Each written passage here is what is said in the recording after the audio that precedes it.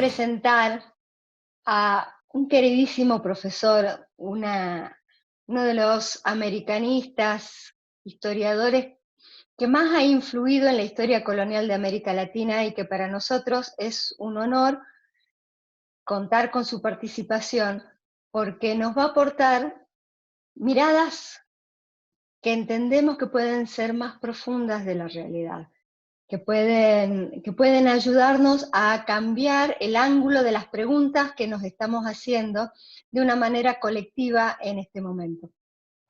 Agradecemos su comunicación y damos la bienvenida al doctor y profesor Juan Marchena Fernández, catedrático y director del área de Historia de América y director del doctorado en Historia de América Latina de la Universidad Pablo de Olavide de Sevilla. Buenos días, Juan.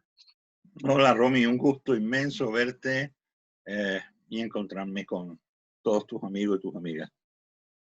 Queríamos preguntarte algo que yo creo que nos está angustiando a todos en este momento. ¿Cuáles son las certezas, pero sobre todo las incertezas que nos provoca este contexto actual de virus, de confinamiento, de pandemia y de cuarentena? ¿Qué podrías decirnos al respecto? Bueno, lo primero, me siento acá, estoy en Sevilla, encerrado, tremendamente extraño. Nunca había estado tanto tiempo seguido en Sevilla y no en América Latina. Eso me produce ya una desazón y sobre todo una relocalización de saber dónde estoy, dónde me encuentro. Aunque en realidad aquí en la casa como si estuviera en América Latina, que tampoco, ¿no? Pero sí me produce la desazón por saber exactamente a qué nos estamos enfrentando. Y has usado una palabra muy bella, incerteza. Que no existe en castellano, una palabra portuguesa, pero me encanta. Incerteza es lo que yo no me siento, pues, no sé dónde estoy, ni a dónde voy, ni lo que me espera o lo que nos espera. Estaba viendo bueno, voy a decir una tontería por mi parte, voy a usar a una filósofa alemana, a la que me interesa mucho, que se llama Caroline Enke, que decía que la pandemia o el manejo de la pandemia está resultando de alguna manera, o está atendiendo una especie de tentación autoritaria que invita a la represión. Y es cierto. Fíjate, estamos todos encerrados, estamos todos incomunicados entre nosotros mismos, es como si la red tuviera un solo foco, que es lo que nos dicen, es lo que nos tenemos que creer, y todos estamos en lo que tenemos que esperar, estamos esperanzados en lo mismo y librarnos de esto. Un confinamiento que nos ha convencido de que el confinamiento es necesario, pero me pregunto yo si esto no se va a transformar en un modelo de cómo nos pueden obligar a comportarnos en el futuro. Y eso me parece me provoca muchas incertezas. Quizás no estoy acostumbrado a vivir de esta manera, no por no estar confinado, he estado confinado muchas veces o algunas veces por otros señores impresentables, pero no me quiero referir a cómo una sociedad decide esto del confinamiento, le parece bien, lo defiende, vive en él. Eso me provoca incerteza. Por otra parte, está claro que estamos en manos de los centros de salud, de la élite, digamos, sanitaria, a la cual evidentemente hay que agradecerle todo el trabajo que está haciendo, pero parece que esa élite sanitaria es la que va a decidir en el futuro si quedamos confinados o quién queda confinado y quién no queda confinado, o qué vida normal va a ser y qué vida normal no va a ser. Eso también me produce mucha incerteza. Esa sustitución de las élites intelectuales, de las élites políticas por las élites sanitarias, que hasta ahora no quedan muy definidas, me preocupa. La salud lo primero, pero fíjate que esa salud se plantea casi como una cuestión bélica. La vuelta al ejército, la guerra contra la pandemia, la guerra contra el virus, me parece, esas palabras me causan también desazones e incertezas. Eso de que de pronto quién aparece como salvador de quién. Luego es el confinamiento. El confinamiento tiene mucho de separación forzosa. Y es un confinamiento sin anestesia. Primero porque mucha de la gente que se ha muerto no ha podido ni siquiera despedirse, o los familiares no han podido despedirse de los que lo han hecho. Estamos muy lejos. Yo creo que es una crueldad cultural. Estamos muy lejos de esa cultura. Nos cuesta mucho. Somos una cultura del duelo, de alguna manera. Y es un mundo andino muy especial. Entonces, quitarnos eso de pronto me parece muy duro. Quizás, nuevamente incerteza, es que esa era la única manera de hacerlo. Muertos y separados. Es que ese confinamiento nos va a llevar a separación. Es decir, alguien nos va a medir, nos va a poner una especie de termómetro, así como en la 100, cosa que me recuerda a otro momento que me ha puesto otras cosas en la 100, y me dice, no, usted puede quedar confinado. Ya, queda confinado sin otra posibilidad de comunicación, digamos, directa o explicación con quién y por cuánto tiempo. El tema de los niños, me parece dramático. Una generación completa de niños que quedan de pronto encerrados sin otra comunicación. Unos padres que seguramente nunca aprendimos a ser buenos padres, o al menos a tener esa comunicación con los niños. Fíjate cuánta incerteza. El trabajo, el teletrabajo, por ejemplo, al cual estamos siendo obligados, por lo menos los docentes. Es que eso se va a imponer como modelo. Fíjate que los estudiantes nos dicen, estamos trabajando más que nunca, profe, no nos apriete más. Es verdad, ¿no? Pero al mismo tiempo también los profesores estamos trabajando más que nunca en el sentido docente, no en el sentido de la creación, para poder transmitir a la docente, sino a la docencia, sino simplemente en la transmisión, averiguar con qué método transmitimos mejor, pero no estamos creando qué vamos a transmitir. Eso se nos queda, eso nadie nos lo ha dicho, ¿no? Y además con un absoluto incremento del control, el control sobre las horas, con quién estamos hablando, quiénes hablamos, cómo responde. Puede ser también, esto me parece terrible, el fin de la sindicalización, porque en el sentido de que yo no me puedo comunicar con mis colegas, o en el sentido, ¿cómo vamos a elevar una protesta por el sistema, por el medio, por lo que queremos, por lo que no queremos? Este aparato que puede funcionar bien en lo virtual, pero sin embargo, desde el punto de vista de la unidad, de la defensa de los derechos, esto queda muy quebrado, ¿no? Genera una individualización feroz.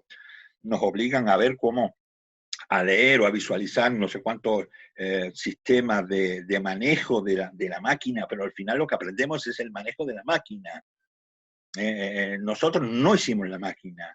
Acabamos nuestra enseñanza, nuestra transmisión de pensamientos, que eso es la enseñanza, la transmisión de pensamientos, no digo la fase de creación, la transmisión de pensamientos queda supeditada a lo que la máquina permite o a lo que no. O, por ejemplo, eso genera un ahorro empresarial formidable, empezando por las propias universidades que están manejando esto como si fueran casi como empresa, ¿no? Donde además el Estado lo hace todo o casi se le obliga a que lo haga todo. Me parece también tremendamente complicado. Esto de la educación virtual me genera muchas incertezas también. Imagínate que quedemos confinados a este tipo de enseñanza y que se nos diga que esto es lo importante, porque al fin y al cabo el teorema de Pitágoras se puede transmitir a lo mejor en un pizarrón electrónico. Bueno, y vaya, pero a ver cómo explicamos la solidaridad, o a ver cómo explicamos los derechos humanos, o a ver cómo explicamos la desigualdad, o a ver cómo explicamos las conquistas de una sociedad sobre otra. Luego nos habla de la vida tras la cuarentena. Usan además una palabra terrorífica. ¿Cómo es? Lo que se escaló ahora se desescala. Me parece una palabra horrorosa. ¿Cómo que desescalar? Si uno escala una montaña, luego la baja, pero no la desescala. Me parece ya que la propia palabra me parece fea. Pero fíjate que nos plantean a lo que nos vamos a encontrar, ya nos lo advierten, dice, a un mundo con ansiedad, miedo y estrés. ¿No será que nos están generando precisamente ese mundo con ansiedad, miedo y estrés? ¿Pero miedo a qué? Miedo a quedar confinados nuevamente. Si ya nos dicen, o se portan ustedes bien, o vamos a seguir, o los vamos a tener que volver a confinar. ¿Qué te parece? Me parece una amenaza tremenda. No porque no nos portemos bien, no porque no seamos solidarios, sino porque no sigamos determinadamente. O sea, y nos dicen, iremos en una marcha lenta hacia la normalidad. ¿Pero a qué normalidad? ¿Cuál es la nueva normalidad que nos proponen o que nos advierten que, más que nos proponen, que nos advierten que es la única que va a ser tolerable? Luego dice, el grifo, y amenazan, ¿no? Dice, como el grifo de los dividendos, dice, para las grandes corporaciones financieras se cierra, ¿a qué nuevo capitalismo nos conduce esto? ¿Es que de verdad el capitalismo se va a quebrar por esta historia? ¿O es que esto es una formidable nueva, ¿cómo se llama? Una deriva nueva de ese capitalismo? O el peligro del control por las APP que nos dicen, no, usted ahora simplemente nos dice, no se preocupe, le vamos a decir siempre dónde está y con quién se junta, para saber, oye, ¿con quién se junta? Imagínense que yo me junto para hablar de poesía, ¿para qué? Para que luego me digan que no se puede hablar tampoco de poesía, o que la poesía puede ser, como decía fantásticamente aquel poeta, ¿no? Un arma cargada de futuro. Oye, no sabemos el futuro, nos han quitado el futuro. ¿No?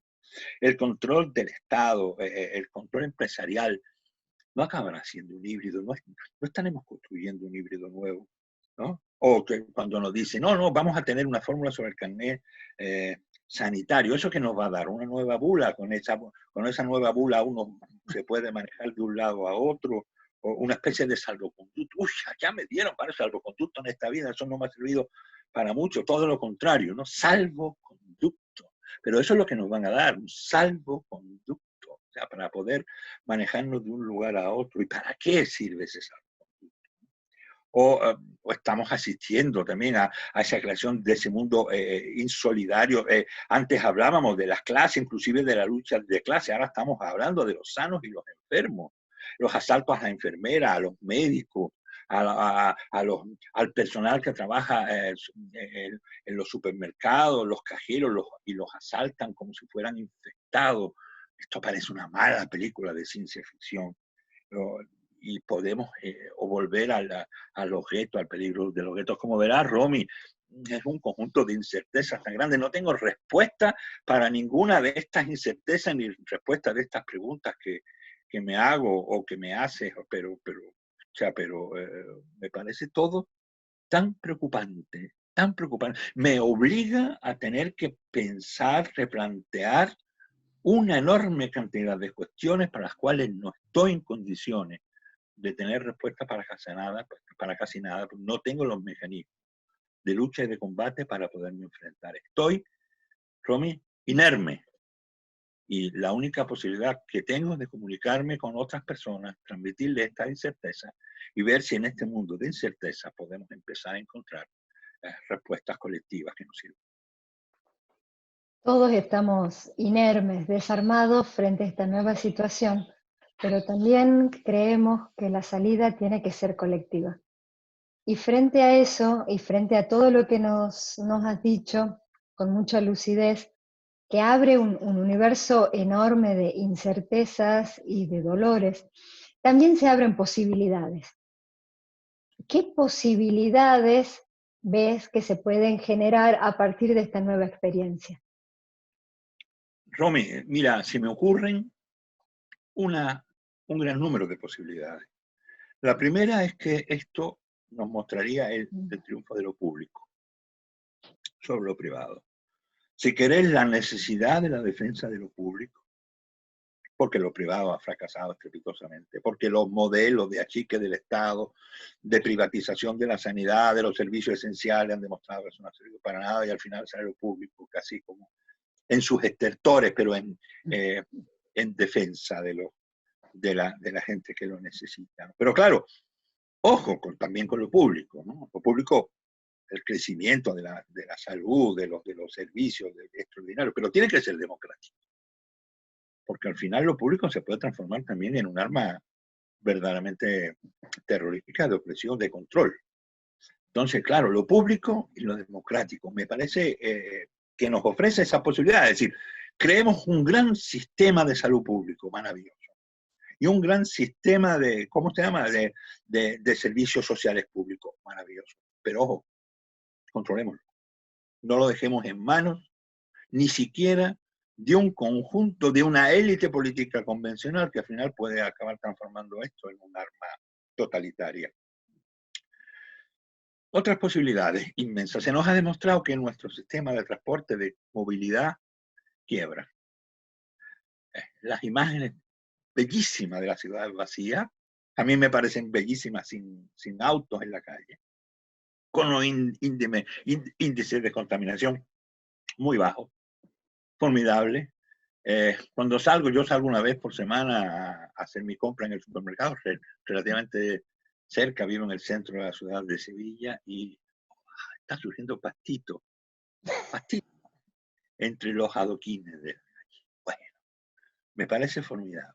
Estamos erradicando ese vehículo privado, ese vehículo contaminante, como le llaman aquí en España, las boinas de contaminación han desaparecido de las ciudades, se respira mucho mejor. ¿Qué tal si tenemos la posibilidad de plantearnos una ciudad a pedales? ¿Qué tal? ¿Eh?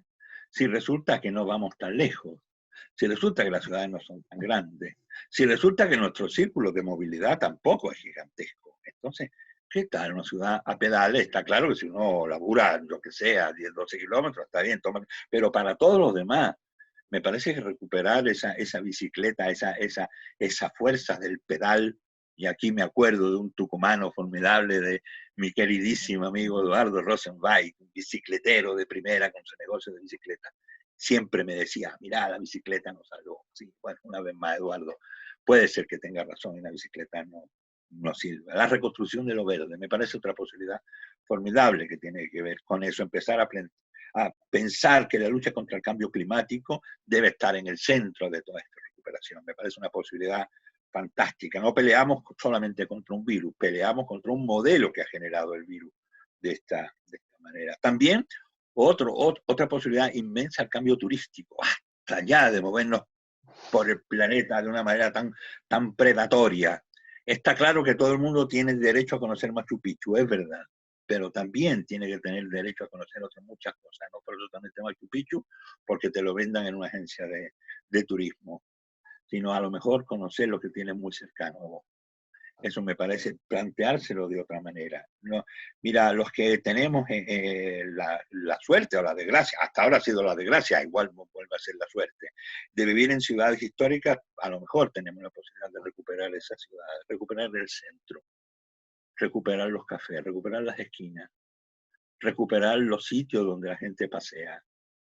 Y que eso no se transforme en una estación turística, que no se transforme en un escaparate, que las ciudades, que son todas, Tucumán o Sevilla o Roma, me da igual, no sean simplemente, ¿cómo se llama?, una especie de Disneylandia, donde la gente venga viva. Se puede vivir enfrente de la casa histórica a tomar un café, tranquilamente, y disfrutar del centro de Tucumán, disfrutar del Parque Independencia, disfrutar de la Estatua de la Mora de una manera distinta.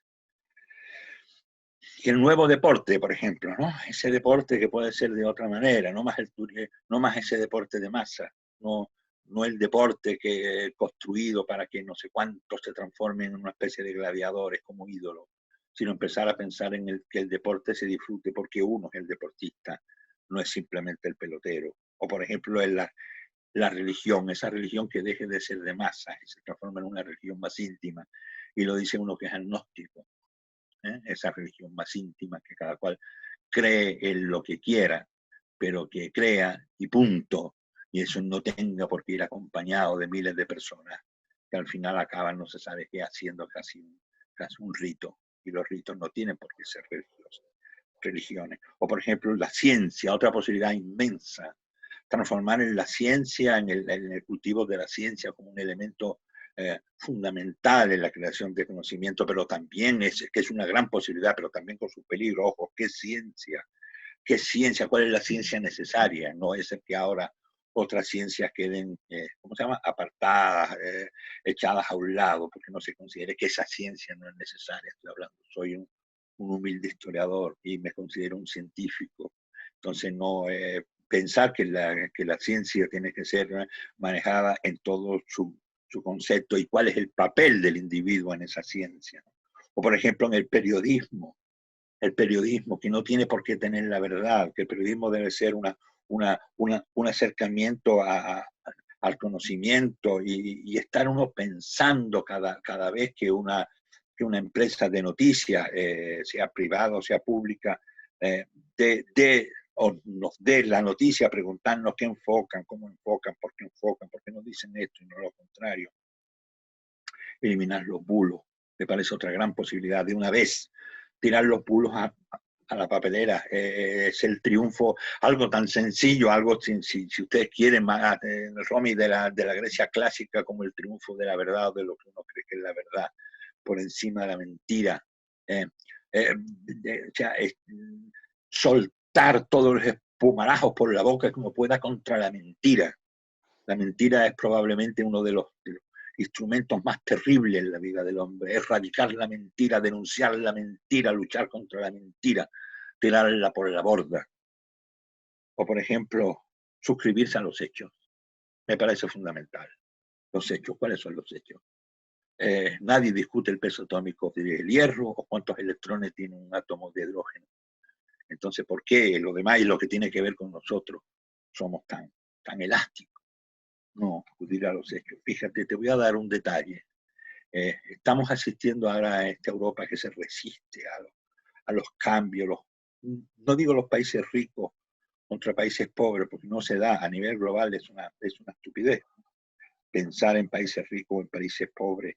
Estoy pensando, por ejemplo, digo a nivel europeo, que es donde la batalla se está dando ahí de una manera, yo creo que estúpida.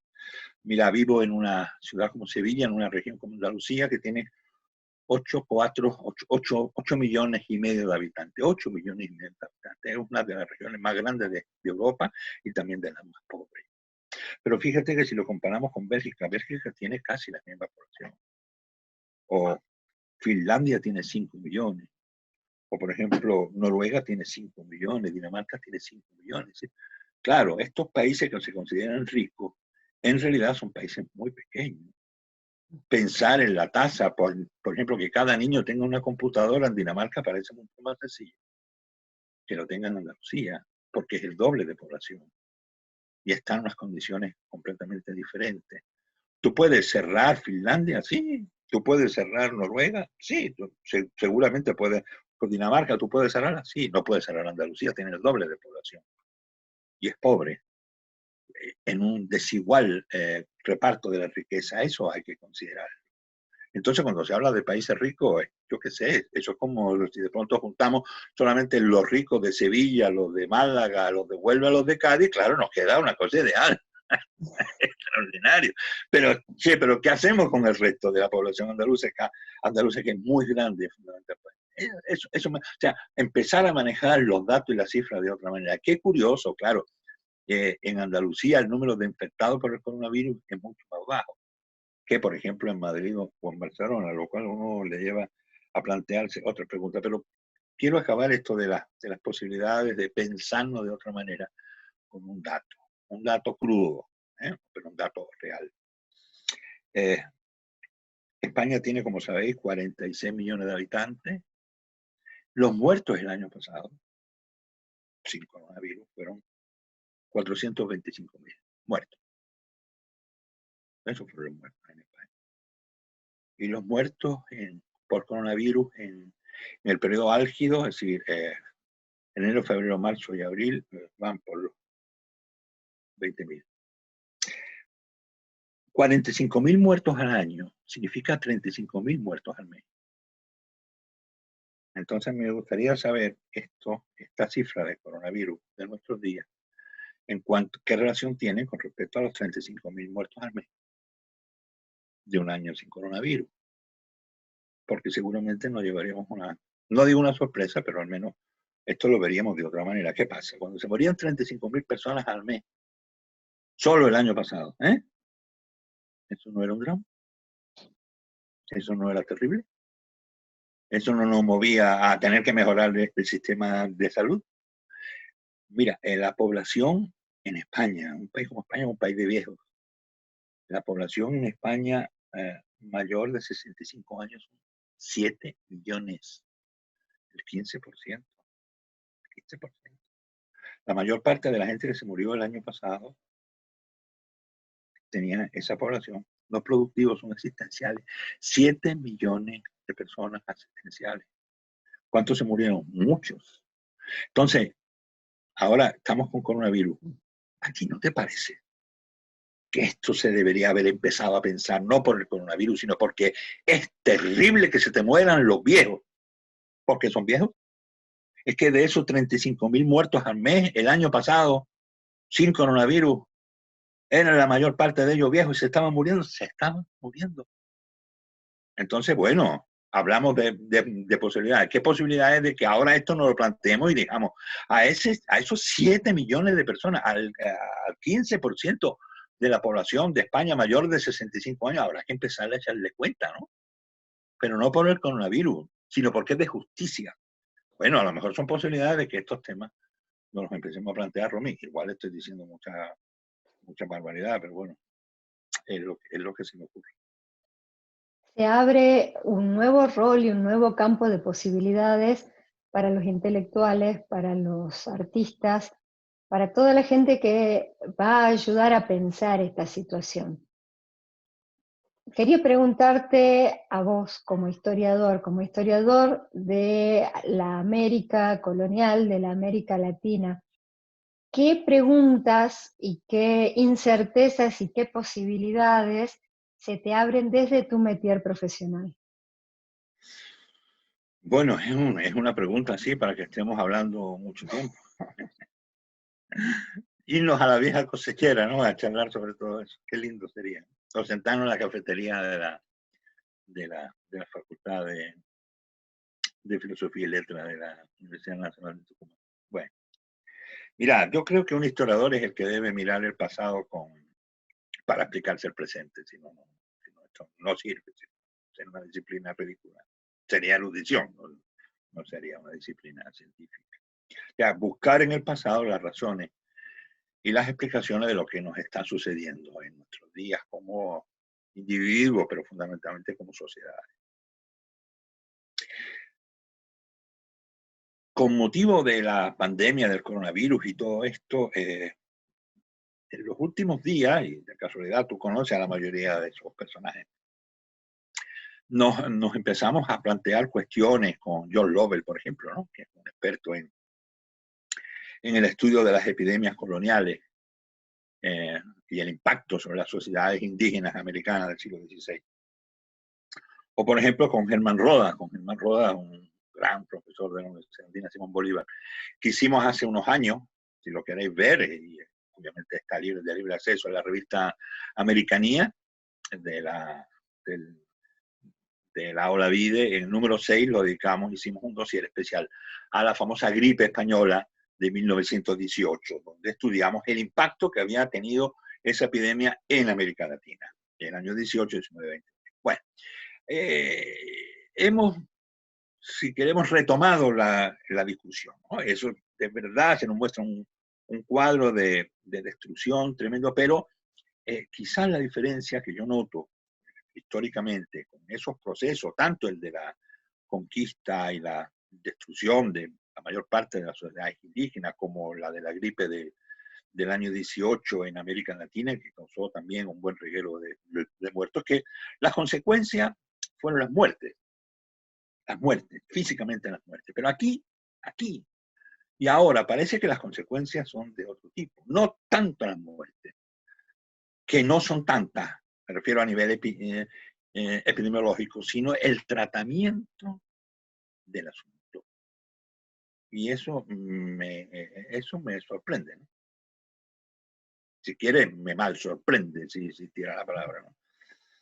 No tanto la epidemia, sino cómo se ha tratado la epidemia. Y fíjate que escuchando cada día a las bestialidades de Trump y de Bolsonaro, uno empieza a notar que aquí está pasando algo, cómo se está manejando esto. Porque junto a esas opiniones feroces, bestiales, del manejo que el hecho que pasarlo rápido, lo importante es volver enseguida al crecimiento económico, estamos viendo que los líderes europeos, y ahora que estoy acá lo noto mucho más en vivo y en directo, están en otra. Pero fíjate que no están en otra con el tema de los muertos, están en el tema de la culpa, la batalla de la culpa. Y hablan de la culpa, no de la responsabilidad, hablan de la culpa. ¿Quién tiene la culpa? De que si lo miraron los italianos, los españoles, los holandeses, dicen, no, la culpa de esto, que no, la culpa. La culpa es una palabra moral y tiene poco que ver con la ética. Se habla poco de responsabilidad, porque claro, no es la responsabilidad. ¿Qué gobierno se hace responsable de un tema como este? ¿Del muerto? No. Pero del tratamiento, del método para sobrepasar o sobreaguantar todo esto, claro que son responsables. evidentemente, del método y de los resultados finales. Lo que yo te hablaba antes de la fractura entre ricos y pequeños, contra ricos pero grandes. Es una riqueza con distintos repartos. Porque no hay que olvidar que los famosos ricos pero pequeños, Holanda, Dinamarca, Noruega, Austria, en realidad son pequeños ricos, pero están casi enfrentados con grandes ricos también, porque fíjate que son Francia, Italia, España y Inglaterra, y todos forman parte, están dentro del G10, o sea que no son ricos contra pobres, sino son ricos chicos contra ricos grandes. Es decir, esos ricos chicos, ¿no? Que claro, con 4 o 5 millones de habitantes, es decir, es un tercio de la ciudad de Buenos Aires, quieren decidir sobre todos los demás desde una postura tremendamente exclusiva y nada inclusiva. Y esos grandes ricos también se sienten ahora por su tamaño, digamos, llevados de un lado, agitados de un lado a otro y no consiguen manejar bien la agitación. Pero fíjate que en modo alguno no estamos hablando de la pandemia, estamos hablando de los muertos, de lo que estamos hablando fundamentalmente de la quiebra del modelo económico que ellos mismos habían generado. Eso creo que como historiador me llama mucho la atención. No tiene nada que ver con las pandemias ni de la conquista americana, ni de la gripe del 18. Tiene que ver con una quiebra del modelo económico que eso sí que les está afectando y les está doliendo. Y otro detalle como historiador que me llama mucho la atención. Qué interesante, digo interesante sin escribirle otros términos a la palabra, qué interesante es que esto se está cebando, o la epidemia, como lo queramos llamar, se ceba precisamente contra Europa, que son los países que de todo el planeta donde el estado del bienestar se había mantenido hasta ahora. Entonces, y esto ahora se tambalea. Entonces uno dice, es que no servía, es que no funcionaba el estado del bienestar, es que el manejo de la pandemia nos va a explicar que países autoritarios como China o que la voz de Bolsonaro o que Trump sirve más que el manejo democrático que se está intentando hacer desde los estados sociales. ¡Qué peligro veo en todo eso! ¿No? Porque al final nos van a decir, no, vamos al modelo chino o al modelo coreano o al modelo Trump, porque eso es lo que va a reactivar la economía. Y resulta que Wall Street sube cada vez que Trump dice una barbaridad. Por lo que ver en Brasil y en Estados Unidos, países donde la gente sale a la calle para pedir que no haya confinamiento y que se ponga todo el mundo a trabajar, me parece muy significativo sobre esta realidad. Y un historiador tiene que tener eso en cuenta, ¿no? ¿Qué están defendiendo esa gente? Y me voy a otros países y termino, Romy, en América Latina. Quiero hablar de El Salvador, Argentina, Brasil, Venezuela, México, donde parece que el coronavirus se ha llevado todos los demás problemas. Por ejemplo, en México estamos hablando de 100 asesinatos diarios el año 19, lo cual nos genera 36.000 asesinatos el año 19, sin coronavirus. Y uno dice, caramba, no habrá que atender a eso. Ante eso no nos confinamos. Ante eso el Estado, ¿qué hace el Estado? ¿Cómo defiende a sus ciudadanos ante eso? O por ejemplo, en el caso de El Salvador, en El Salvador estamos hablando de 2.500 asesinatos en el año 19. Y mira, y la bronca que hay entre el presidente y la Cámara, y ¿cómo se llama? Y el Congreso, que sí, que no, que pito que flauta. ¿Y los muertos por la pobreza dónde están? En América Latina. ¿Cuándo nos confinamos por la pobreza? ¿Cuándo nos confinamos por la cantidad de niños que mueren de desnutrición? ¿Cuándo nos confinamos por la enorme cantidad? Mueren muchas más mujeres por los abortos ilegales y clandestinos terroríficos que por el coronavirus. ¿Cuándo nos vamos a confinar por eso? ¿Cuándo nos vamos a confinar contra la desigualdad? ¿Por qué no nos confinamos? Cuando en el mismo Estados Unidos, el paraíso del amigo Trump, resulta que todos los que están muriendo, la mayor parte de los que estamos muriendo, resulta que son negros e hispanos, mueren por pobre. Mueren por pobre. Entonces uno dice, caramba, igual esto lo tenemos que empezar a pensar de otra manera. No significa no echarle cuenta al coronavirus, en absoluto. pero significa, hablando de las posibilidades que un historiador puede aportar, empezar a meter otros parámetros que deben ser igualmente analizados, que deben ser tenidos en cuenta, y entender que la lucha contra el coronavirus de una sociedad debe ser la lucha de una sociedad por mejorar integralmente su presente y planificar de un modo mejor, más inteligente, más justo, más equitativo y más igual su futuro. Profesor Juan Marchena Fernández, de la Universidad Pablo de la Vida de Sevilla, te agradecemos mucho, muchísimo habernos ayudado a pensar. Que tengas un buen día. Romy, tú también. Un beso muy fuerte. Chao, chao. A todas y a todos, desde luego. Mucho ánimo.